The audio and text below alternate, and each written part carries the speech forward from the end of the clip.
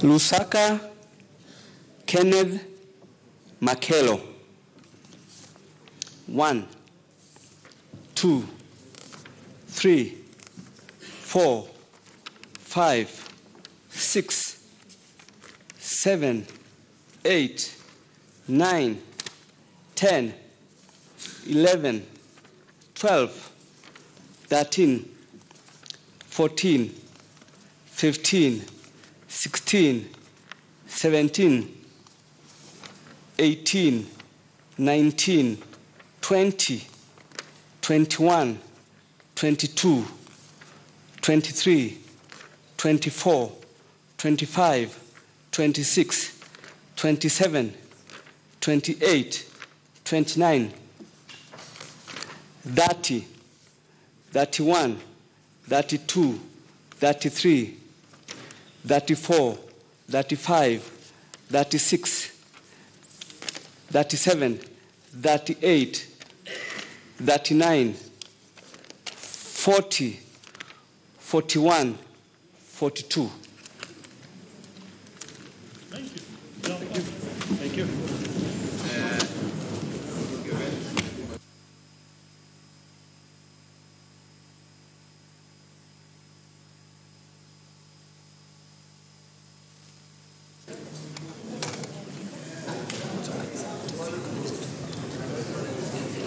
Honorable Senators, Standing Order number 7, paragraph 4. Please.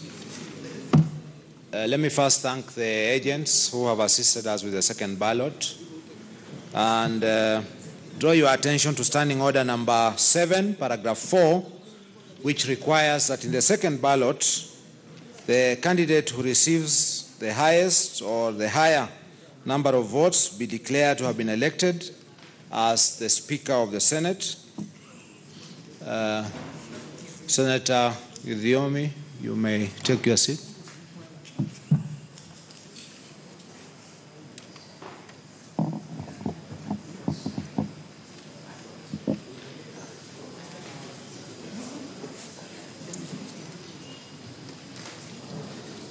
So in accordance with Standing Order number 7, the results for the fresh election, the second ballot, which we have just held, are as follows.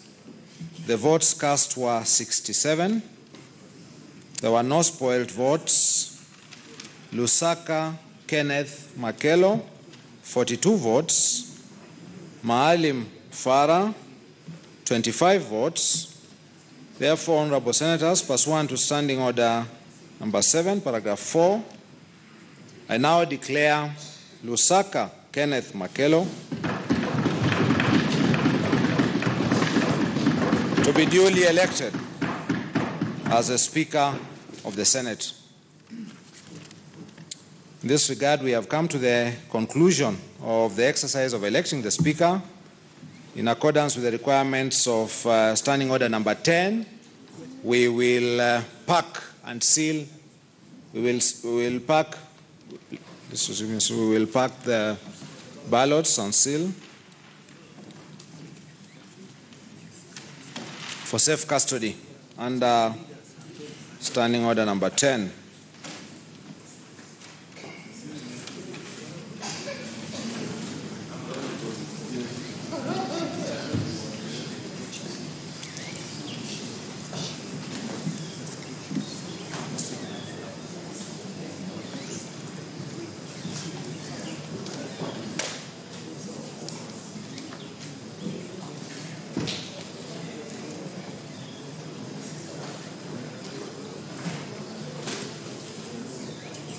Sergeant at Arms. I will now direct the Sergeant at Arms to proceed with dispatch, search, find the said candidate, Lusaka Kenneth Makelo, and bring him forthwith to the chamber.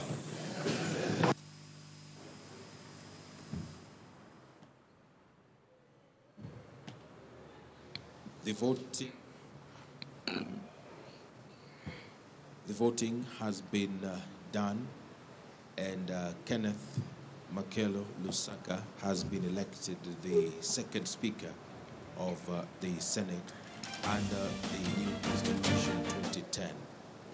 Kenneth Lusaka has garnered 42 votes.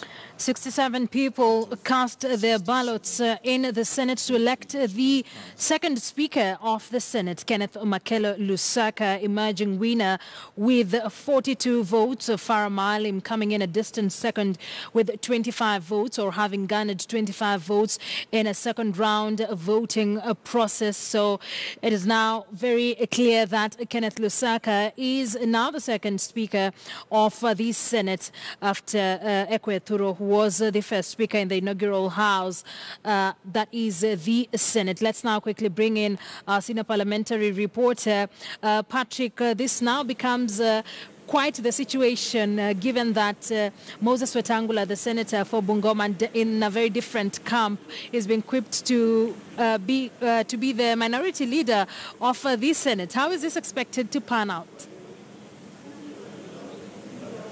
It is a very interesting development now that Kenneth Lusaka has been elected the Speaker of the Senate, where he will be presiding over the matters in the Senate, where we expect Honorable Moses Wetangula to retain his seat as the majority leader of minority in the Senate. What happens is that now it will be very interesting, because here now, according to the pecking order, Wetangula will be at least a step, a few paces or steps below Lusaka. So it will be very interesting to see how it will pan out, and also we expect probably Lusaka will steer the debate in the House in a manner that will be professionally, and he will not be able to take sides, maybe to try to frustrate Wetangula whenever it is trying to raise a point of order or debating matters on the floor of the Senate. But then looking at it as it were, this is a strategy towards 2022, in that we saw during the Jubilee Party meeting at State House yesterday, we saw the executive very, very particular, and they held their foot down and said that they want to see Kennedy faith and allegiance to the people and the Republic of Kenya, that I will faithfully and conscientiously discharge my duties as Speaker of the Senate, that I will obey, respect, uphold, preserve, protect, and defend the Constitution of the Republic of Kenya, and that I will do right to all manner of persons in accordance with the Constitution of Kenya and the laws and conventions of Parliament, without fear or favor, affection or ill will. So help me God.